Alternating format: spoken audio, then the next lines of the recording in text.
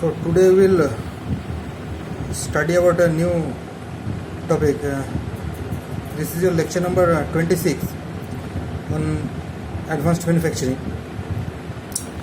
and today we'll see few examples of conventional, semi-automatic and automatic machine tools, and also we'll see the various steps in the implementation of a linked cell factory. It is when we link the various cells to form a cell factory and we complete the process of automation. So let us start with the first topic, the few examples of conventional automatic and semi-automatic tools. So you must already know about the various conventional machine tools. Okay, the conventional lathe that you see in the workshop is a conventional machine tool. So you can do various operations on this lathe machine, and all the processes you have to do by using your hand. Okay, the operator has to do everything by hand, from setting the machine, the machine to the tool, the workpiece, and also if in a turning process we have to set the angle at which the machine tool will move. So the various operations that you can do in a conventional lathe are the turning operation, which is of two types, that plain turning and step turning, facing, parting, drilling, and boring, and some other operations. So this is a very simple thing, that conventional non-automatic machine tool is a conventional lathe. So basically in a non-automatic conventional type of machine, like a non-conventional lathe machine, the most of the operations are, irrespective of the processing, are done manually. Okay, so next we'll go to the semi-automatic type of machine tools. You'll see the example of the semi-automatic type of machine tools. So the examples of this semi-automatic type of machine tools. So first we'll do this semi-automatic. Okay, examples are the capstan lathe,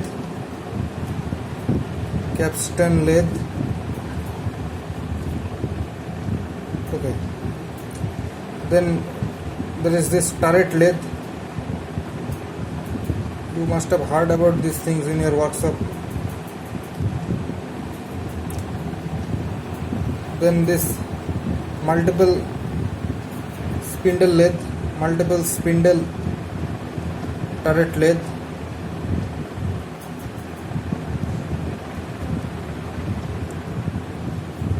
And this copying of the hydraulic lathe.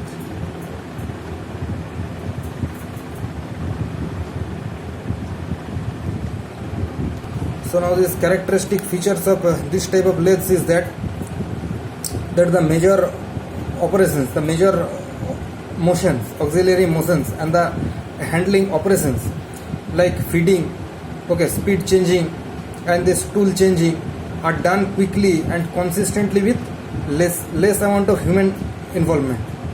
So there is lesser human involvement.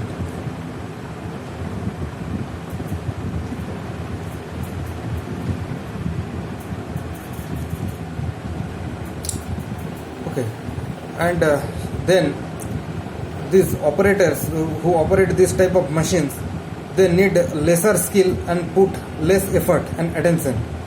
So the operators need lesser skill.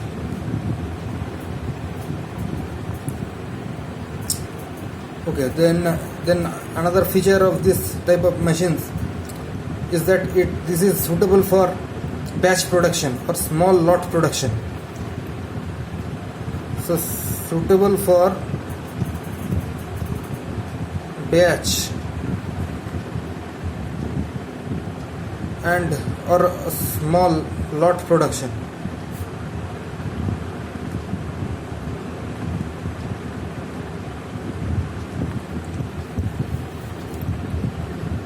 Okay, so these are the features, and another is that they are a little bit of costly compared to central lathes, conventional central lathes. Costly compared to central lathe. Okay, so these are the features of the semi-automatic type of machine tools. So how these are advantageous compared to the conventional central lathes is that this type of lathes, this capstan and turret lathes, they possess an axially movable turret, indexable turret. They possess an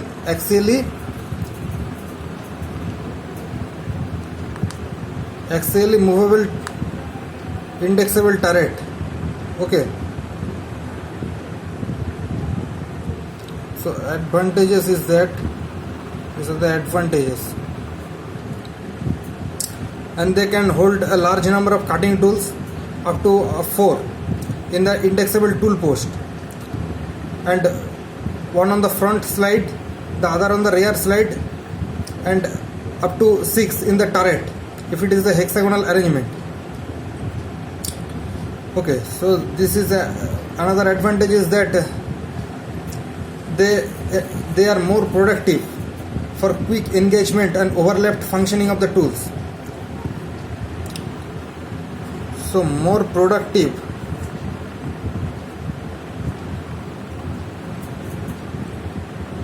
for quick engagement and overlapped functioning of the tools. Okay, in addition to the faster mounting and fitting of the job. So faster mounting and feeding.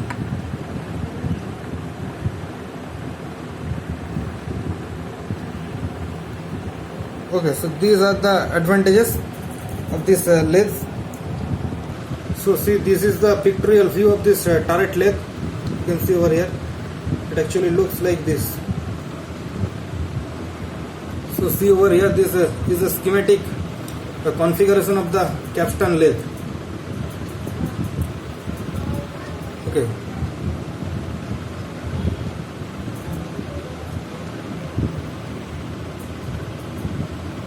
Okay, next we will see this automatic type of machine tools. Okay, where the handling and the operations, the auxiliary operations and the processing operations are carried out automatically.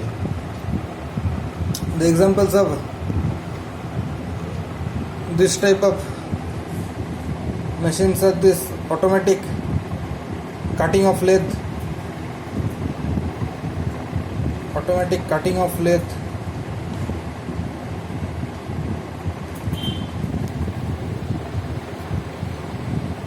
then this single spindle automatic lathe,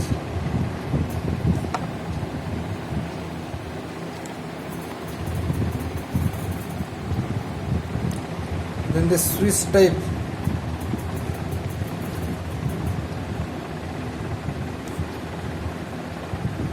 automatic lathe, and then this multiple spindle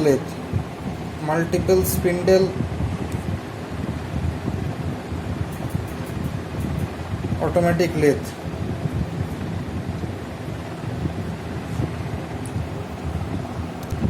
So basically this automatic type of machines or this automatic type of lathes are used for large mass production or lot production of small type of jobs. Okay, so these are the type of these automatic lathes based on the some features like construction features, operational features. Okay, and say number of spindles and other things. So we will not discuss about the details of this type of lathes. Okay, we will discuss it later. It is not there in your syllabus.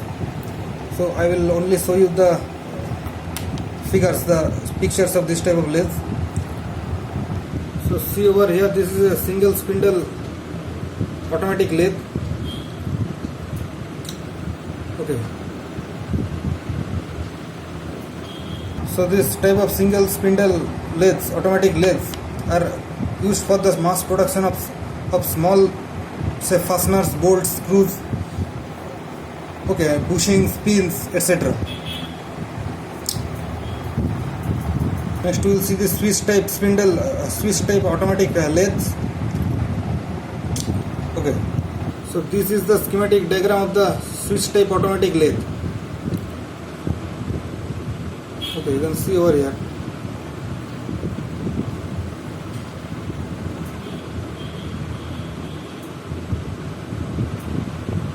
So this Swiss type automatic lathes are used also for this mass production of thin type of jobs, thin slender or tubular type of jobs, like components of clocks and watches and some precision machining products. So approximately the diameter range is from 2 to 12 millimeter and the length is from say 3 to 30 millimeter. Okay, so 2 to 20 millimeter dia and length is from 3 to 30 centimeter, 3 to 30 millimeter.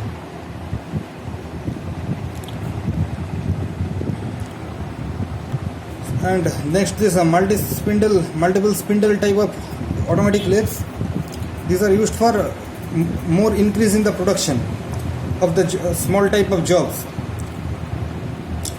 So these type of lathes have actually 4 to 8 parallel spindles. Okay, 4 to 8 parallel spindles.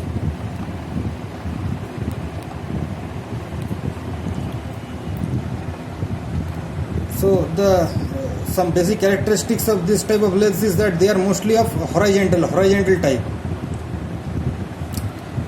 and they work on horizontal and they work on long bar type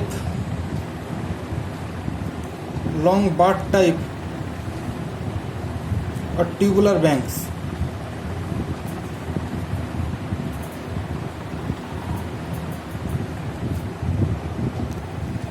So some example of this application of this multiple spindle, is that it is used for the machining of inner and outer races of ball bearings.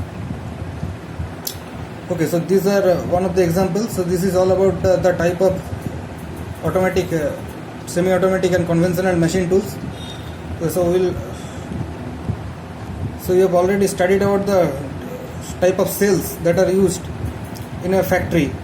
Now we will see that how these cells are being integrated to form a factory, and what are the steps. We will see the steps that are needed for the we will see the various steps that are needed that we will follow in the implementation of the formation of a cell linked factory. Okay, so we will see the steps involved in the implementation of a cell linked factory. So as you already know that this the various processes are grouped according to the sequence of operations needed to form a product in a particular manufacturing cells. So in a manufacturing cells, the processes are grouped according to the sequence of operations needed to form a product. Okay, like a flow saw.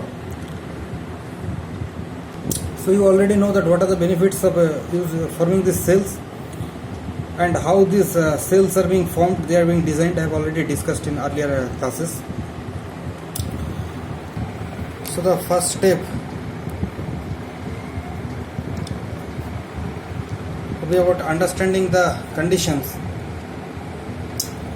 about the current work area conditions, starting with the product and process data.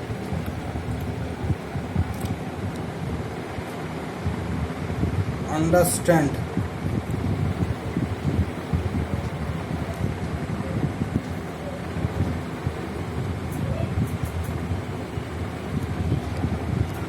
so firstly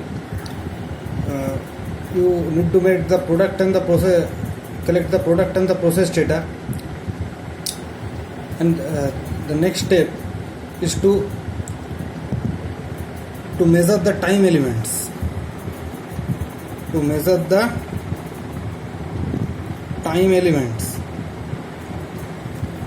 including cycle time for each operation and the lead time required to transport the work in process between the operations.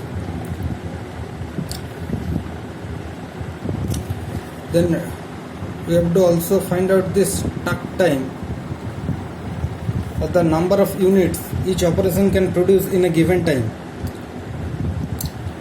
And these time elements are recorded on worksheets that display the relationship between the manual work time, the machine work time, and the operation movement time for each step in the operation. So these worksheets actually provide a baseline for measuring the performance,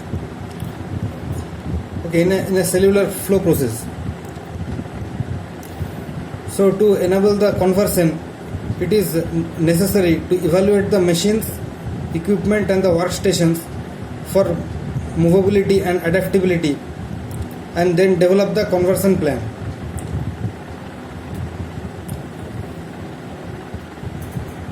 So this is about the first step. The second step is converting to the layout.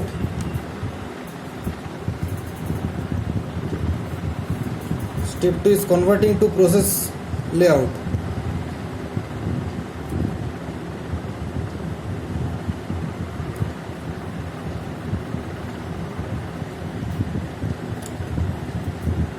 Which involves the converting the production area to the cellular layout. Okay, by arranging the process elements so that the processing steps of different types are conducted immediately adjacent to each other. Like for example, the machines are placed in an U or C-shaped manner to decrease the operator movement, and they are placed closed together for the minimum quantity of work in process. This type of process flow is often counterclockwise to maximize the right hand maneuvers of the operators.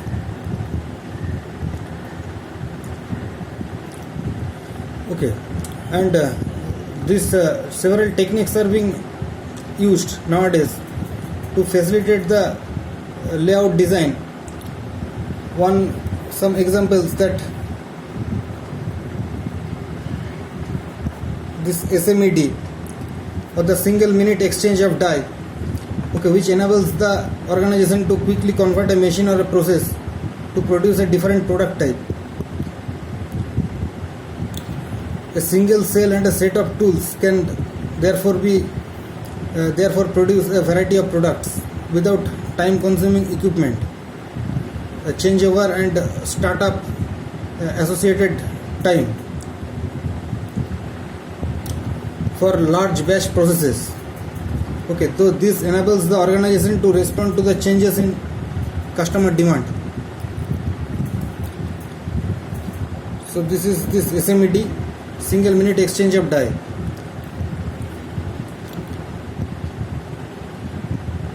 And some others are this autonomous and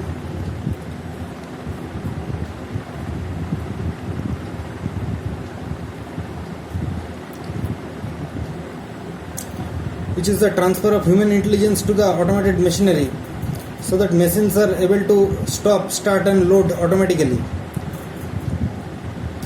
In many cases, the machines are also designed to detect the production of a defective part, and they also have signals for help. Okay, so this frees the operators from for other value-added type of work. Okay, so this concept is known as an automation with human touch, also known as this automation with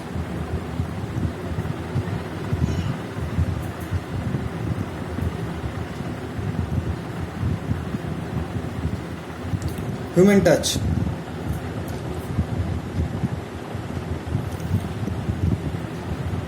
So this concept was being first developed in Japan. Okay, so some other techniques are this right sized equipment. On other, we will not discuss this. There are many types of this layout design. So after moving the equipment and ensuring quick changeover capabilities, organizations typically document new procedures for the new layout and train workers for the new production process. This new layout is tested and measured against the baselines. Okay, from the step 1 that I have already discussed now. So the next last process is this step 3. Okay, so this is how the linked factory is being formed. Cell linked factory is being formed. Okay, by conversion to the layout. So in the step 2 only we have already completed the cell linked factory. Now we have to continuously improve the processes.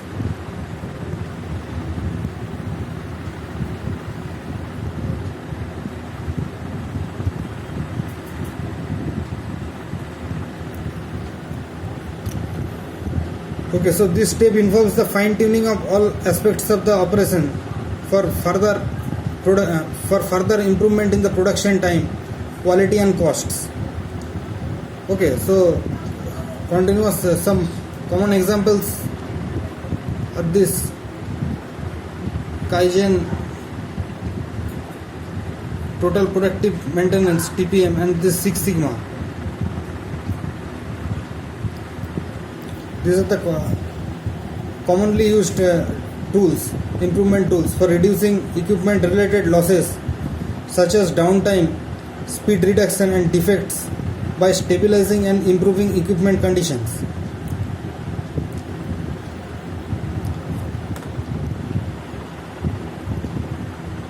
So these are the 3 steps which are needed to form the cell linked factory.